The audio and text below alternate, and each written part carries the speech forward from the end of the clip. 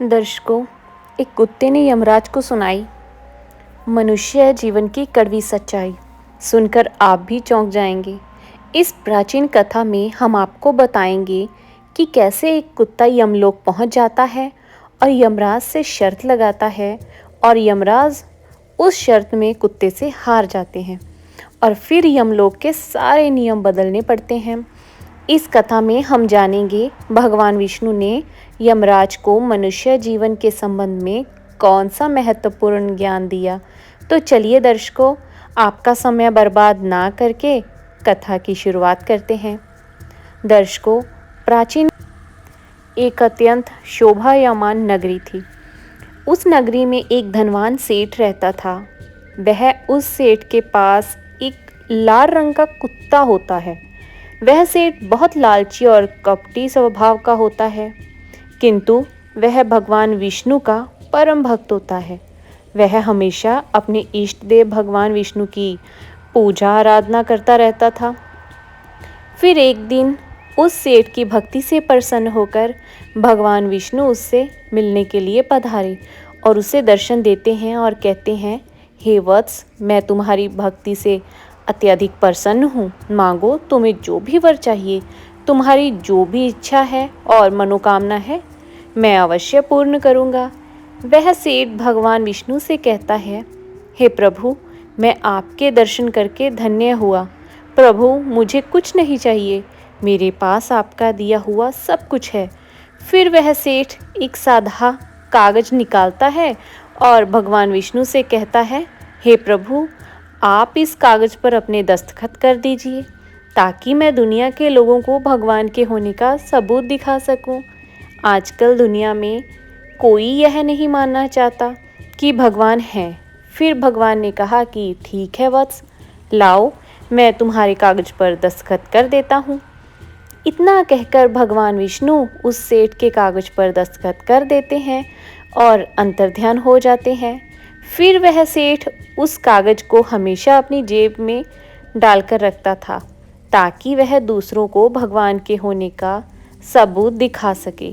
फिर कुछ दिनों बाद उस सेठ का वह कुत्ता मर जाता है, जिससे वह सेठ बहुत ही दुखी हो जाता है। सेठ का कुत्ता मृत्यु के बाद यमलोक में जाने लगता है। फिर यमलोक पहुंचने के बाद वह कुत्ता यमराज के सामने आकर खड़ा हो जाता है। यमराज उस कुत्ते का लेखा जोखा निकालते हैं और कहते हैं, हे श्वान, तुम तो पशु का जन्म पाकर भी कोई पाप नहीं किया। तुमने हमेशा अपने मालिक के साथ वफादारी की है, कभी किसी पशु पक्षी आदि प्राणियों को कष्ट नहीं दिया है। तुमने अपने सभी काम बड़ी ईमानदारी के साथ किए हैं। इसीलिए हे श्वान, एक कुत्ते का जन्म पाकर भी तुमने कोई भी घृणित कार्य नहीं किए हैं। इसीलिए तुम्हारे सभी जन्मों के पाप अब नष्ट हो चुके हैं। हे श्वान, अब तुम बताओ कि तुम किस लोक में जाना चाहते हो। तुम जहाँ चाहोगे वहाँ तुम्हें भेजा जाएगा। तुम जिस प्राणी का जन्म चाहते हो वह जन्म भी तुम्हें दिया जाएगा। हम तुम पर बड़े ही प्रसन्न हैं। शीघ्र बताओ तुम्हारी क्या मनोकामना है। फिर वह कुत्ता बोलने लगता है, हे धर्मराज, आप चाहे मुझे नरक में भेजो या स्वर्ग में, मैं कहीं पर भी जाने के लिए तैयार हूँ। लेकिन मेरी आपसे विनती है कि मैं जिस भी स्थान पर रहूँ, मैं किसी मनुष्य के बंधन में ना रहूँ। मुझे किसी मनुष्य की गुलामी ना करनी पड़े और ना ही मुझे मनुष्य का जीवन चाहिए। आप कृपा करके मुझे कोई उचित स्थान प्रदान करें। कुत्ते की बात सुनकर यमराज आश्चर्यचकित होते हैं और सोचने लगते हैं कि मनुष्य का जीवन पाने के लिए तो देवता भी तरसते हैं। फिर यह कुत्ता मनुष्य का जीवन ना देने की कामना क्यों कर रहा है। फिर यमराज उस कुत्ते से कहते हैं, हे श्वान, तुम मनुष्यों से इतना द्वेष क्यों करते हो। मनुष्य का जन्म पाने के लिए तो बड़े बड़े देवता भी तरसते हैं। पृथ्वी पर तो मनुष्य का जीवन ही सर्वश्रेष्ठ है। फिर क्यों तुम मनुष्य का जन्म नहीं पाना चाहते हो। इससे पहले तुमने कभी मनुष्य का जीवन नहीं मिला है। शायद इसीलिए तुम मनुष्य जीवन के फायदे नहीं जानते हो। तुम एक बार मनुष्य का जीवन प्राप्त करके तो देखो, तुम्हें पता चल जाएगा कि उसके कितने फायदे हैं। यमराज की बात सुनकर वह कुत्ता कहता है, हे धर्मराज, मैं जानता हूँ कि मनुष्य का जीवन कितना अनमोल है, लेकिन मनुष्य बड़ा ही स्वार्थी, धूर्त, कपटी और चालाक होता है। जब वह अपना मतलब देखने लगता है तो सही गलत सब कुछ भूल जाता है। उसकी तृप्ति किसी चीज़ से नहीं होती। सारे संसार का धन भी उसे मिल जाए तो भी वह संतुष्ट नहीं रहता। उसकी भूख कभी नहीं मिटती है। मनुष्य बड़ा ही असंतोष होता है। वह अकारण ही दुखी रहने लगता है और दूसरों को भी दुख देने लगता है। मनुष्य मुझ जैसे बेजुबान जानवरों को अपना गुलाम बनाकर रखता है और अपना काम निकलवाता रहता है। इतना ही नहीं, मनुष्य तो भगवान को भी धोखा देता है। इसीलिए मुझे मनुष्य जन्म नहीं चाहिए। यमराज कहते हैं, हे श्वान, यह तुम क्या कह रहे हो? मनुष्य भगवान को धोखा भला कैसे दे सकता है? तुम जरा बताओ, मैं भी तो जानूं। फिर कुत्ता कहने लगता है कि हे धर्मराज, मनुष्य जब मंदिर में जाता है तो स्वार्थी मन से भगवान की पूजा करता है। भगवान से कहने लगता है कि हे भगवान, मेरा यह काम बना दो तो मैं इतने पैसे चढ़ाऊं, दान धर्म करूंगा, भंडारा करूंगा, गरीबों को कपड़े दान करूंगा। लेकिन जब उसका काम पूरा हो जाता है तो वह सब कुछ भूल जाता है। आगे बढ़ने की होड़ में वह अपनों का ही शोषण करता रहता है, एक दूसरे की टांग खींचने में लगा रहता है। ना खुद ऊपर उठने का प्रयास करते हैं, ना दूसरों को उठने देते हैं, ना चैन से खाते हैं, ना खाने देते हैं। अपना काम बनाने के लिए दूसरों को धोखा देता है। और उसकी धूर्तता तो देखिए, वह भगवान को भी लालच दिखाकर अपना काम बना लेता है।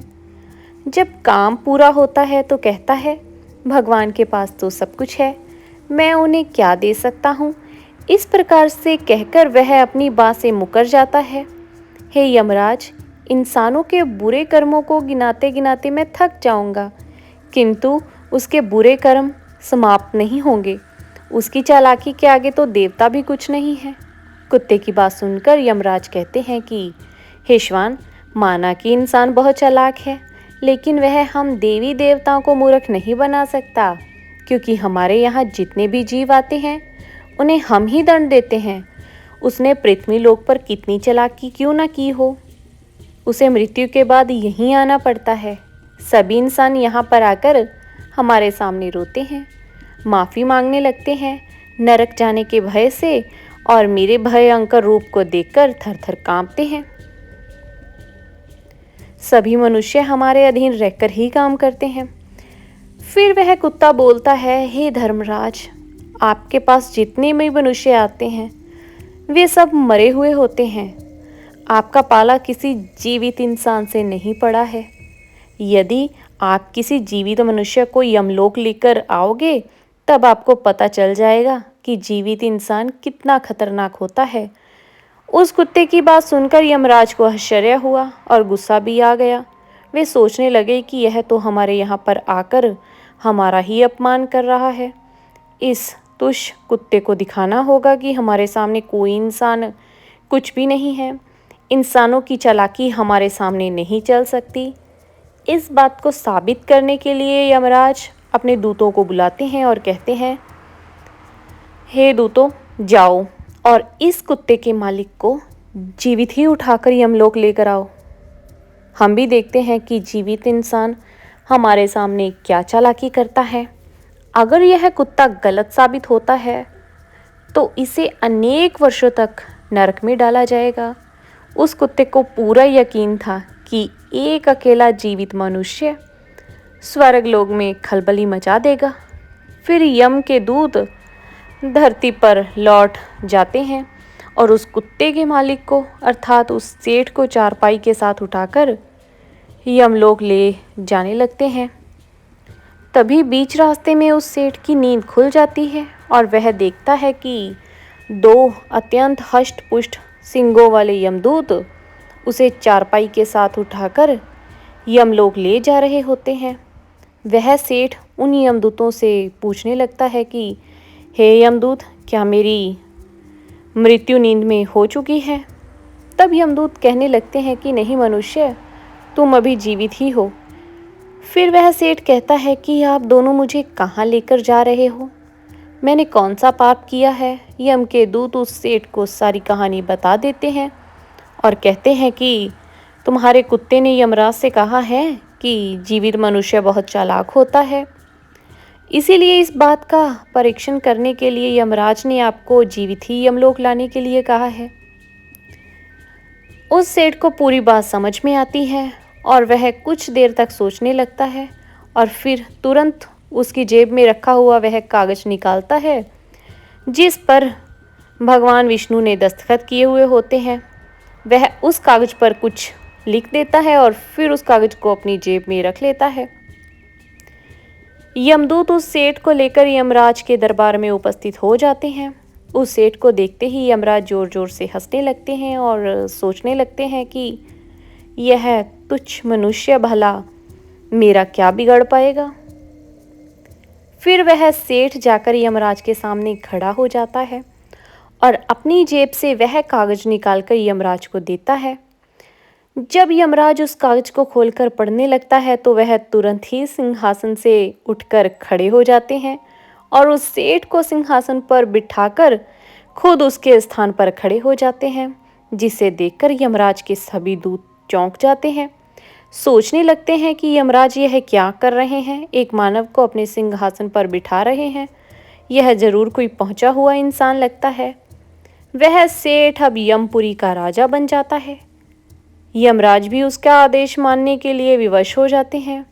फिर वह सेठ सिंहासन पर बैठते ही यमलोक के सभी कानून बदल देता है और यमराज को ही यमलोक के द्वार का पहरेदार बना देता है। फिर वह सेठ सोचने लगता है कि जब मैं मर जाऊंगा तो मुझे भी यहाँ पर आना पड़ेगा और मेरे पाप कर्मों के कारण मुझे भी नरक में डाला जाएगा। इसीलिए उस सेठ ने नरक में पड़े सभी प्राणियों को स्वर्ग में डालने का आदेश दे दिया और नरक का द्वार हमेशा के लिए बंद कर दिया। और फिर सभी यमदूतों को आदेश दिया कि आज के बाद किसी भी प्राणी को नरक में नहीं डाला जाएगा, सभी प्राणियों को स्वर्ग में ही भेजा जाए। सेठ के इस आदेश को सुनकर स्वर्गलोक में खलबली मच गई। सभी देवता हैरान हो गए, लेकिन वे कर भी क्या सकते थे। आदेश यमलोक के राजा ने दिया था, इसीलिए चुपचाप सभी उसका पालन करने लगे। स्वर्गलोक का संतुलन पूरी तरह से बिगड़ गया। धीरे धीरे स्वर्गलोक में जीवों की भीड़ बढ़ने लगी, जिनकी सेवा करके स्वर्गलोक के कर्मचारी और अप्सराएं परेशान होने लगे और सोचने लगे इतने सारे जीवों की सेवा कैसे कर पाएंगे। उधर वह कुत्ता सोचने लगा कि यमराज को जीवित मनुष्य को यमलोक में लाना कितना महंगा पड़ गया। सेठ जी ने सब कुछ बदल दिया है, आखिर ऐसा कैसे हुआ। फिर वह कुत्ता अपने सेठ के पास गया और पूछने लगा, सेठ जी आपने यह सब कैसे किया?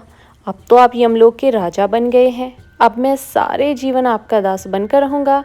कृपया आप मुझे बताइए कि आपने यह सब कैसे किया।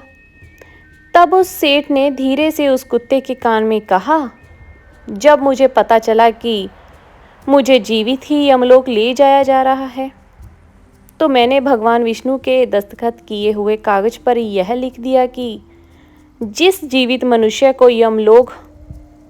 यमराज यमलोक बुला रहे हैं उसे यमलोक का राजा बना दिया जाए। यही मेरा आदेश है। उस कागज पर भगवान विष्णु के दस्तखत देखकर यमराज को लगा कि यह भगवान विष्णु का ही आदेश है, तो उन्होंने बिना विचार किए यहीं मुझे यमलोक का राजा बना दिया। सेठ की बात सुनकर वह कुत्ता बहुत खुश हुआ और सोचने लगा कि इंसानी दिमाग चाहे जहाँ भी रहे खुरापात तो करेगा ही। इधर यमलोक का ऐसा हाल देखकर सभी देवता भगवान विष्णु से मिलने के लिए वैकुंठ चले गए और उन्हें सारी बात बता दी। देवताओं की सहायता करने के लिए भगवान विष्णु तुरंत ही यमपुरी में आ गए, तो उन्होंने देखा कि यमराज यमलोक के द्वार पर पहरा दे रहे हैं। फिर यमराज के सिंहासन पर कौन बैठा है? भगवान विष्णु।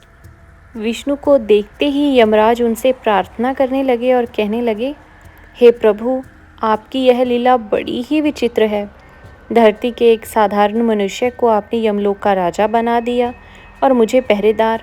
भगवान विष्णु यमराज से कहते हैं कि हे धर्मराज, यह मैंने नहीं किया, यह तो मनुष्य के चालाक दिमाग का कमाल है। यदि तुम जीवित मनुष्य को यमलोक लेकर आओगे तो यही होगा। इसीलिए मैंने मृत्यु के बाद ही मनुष्य को यमलोक लाने का आदेश दिया था, ताकि मनुष्य के सभी दोष और स्वभाव शरीर के साथ ही नष्ट हो जाएं और केवल उसकी आत्मा ही यमलोक में प्रस्थान करे। किंतु आप तो एक जीते जागते मनुष्य को ही यमलोक उठाकर ले आए। यमराज से इतना कहकर भगवान विष्णु आगे बढ़े। फिर जब उस शेर ने भगवान विष्णु को आते हुए देखा तो वह तुरंत यमराज के सिंहासन से उठकर खड़ा हो गया और बोलने लगा, हे प्रभु, मुझे क्षमा करो। मैंने अपने कुत्ते को नरक में जाने से बचाने के लिए और मनुष्य की बुद्धि का बल दिखाने के लिए ही ऐसा किया है। मैंने आपके द्वारा दिए गए वरदान का दुरुपयोग नहीं करना चाहता था। हे प्रभु, मैं आपके दर्शन करके धन्य हो गया। अब मुझे किसी चीज़ की अभिलाषा नहीं है। फिर भगवान विष्णु मुस्कुराए और उन्होंने उस सेठ को क्षमा कर दिया। फिर वह सेठ धरती लोक पर है जो लौट गया और भगवान विष्णु ने भी यमराज को फिर से यमलोक की गद्दी पर बिठा दिया और वे भी वैकुंठ लोक लौट आए। यमराज फिर से अपने सिंहासन पर बैठ गए। तब वह कुत्ता यमराज से कहने लगा कि हे धर्मराज, देखिए, आपने जीवित मनुष्य की चालाकी, एक जीवित मनुष्य क्या क्या कर सकता है, इसीलिए मैं मनुष्य नहीं बनना चाहता। मनुष्य जब स्वार्थी बन जाता है तो वह अंधा हो जाता है। उसे दोस्त परिवार दिखना बंद हो जाते हैं। लालच में वह धर्म को भी भुला देता है और अनिष्ट कार्य करने लगता है। जब तक वह शास्त्र अनुसार कर्म करता है तभी तक सुखी रहता है, और जब धर्म से विमुख हो जाता है तो क्लेश और बीमारियां उसे घेर लेती हैं और उसका पतन हो जाता है। फिर यमराज उस कुत्ते को क्षमा कर देते हैं और उसे स्वर्ग में भेज देते हैं और यमलोक के बदले हुए कानूनों को फिर से सही कर देते हैं। तो दर्शकों, इस प्रकार से कुत्ते ने यमराज को मनुष्य के जीवन की सच्चाई बताई। यह कथा आपको कैसी लगी, आप हमें ज़रूर बताइएगा। अगर आपको ये कथा अच्छी लगी तो इसे अपने परिवार के साथ, अपने दोस्तों के साथ ज़्यादा से ज़्यादा शेयर कीजिए। और आप लोगों से विनम्र विनती है कि प्लीज़ हमारे चैनल छाप को सब्सक्राइब कीजिए, ताकि आगे भी हम आप लोगों के लिए ऐसी ही कथा कहानियाँ लेकर आते रहें। धन्यवाद।